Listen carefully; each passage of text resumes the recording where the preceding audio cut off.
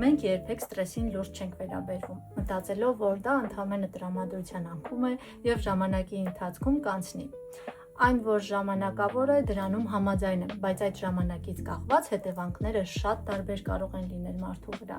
Օրինակ, եթե կարճ ժամանակով է այն, դա ինչ որտեղ կարելի է ասել նույնիսկ օգտակար է, որովհետև բարձրանում է մարդու զգոնությունը եւ ավելի արագ է կարողանում կենտրոնանալ ինչ-որ իրերի վրա, ինչ-որ իրադարձությունների վրա, արագ արձագանքում է։ Դա կապված է նրա հետ, որ ստրեսի ժամանակ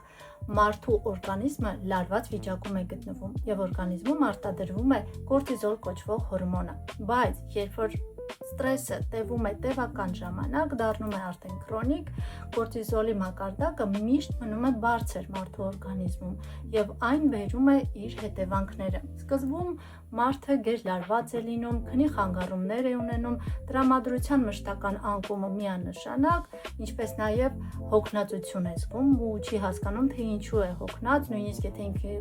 ինչ-որ բանով չի զբաղվել, միևնույնն է նա հոգնածություն է զգում։ Եվ այդ բոլոր process-ներից հետո այն ազդում է նաև իմունային համակարգի վրա, այսինքն կորտիզոլը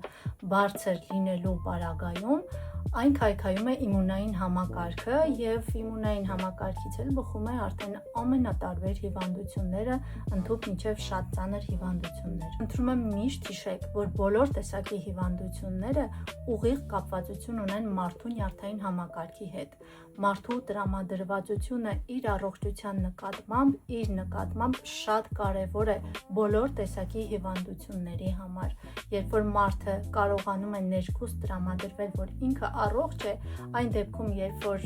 հիվանդանոցում նույնիսկ բուժվում է, այդ դեպքում նա միանշանակ կարող է ոտքի ելնել եւ հակառակը առողջ մարդը եթե տրամադրվեց, որ իր մոտ մի բան այն չէ, ժամանակի ընթացքում այդ երևույթը հաստատ ի հայտ կգա։ Այնպես որ խնդրում եմ հետևողական եղեք, միշտ դեպի դրականը տրամադրվեք ու առողջ եղեք։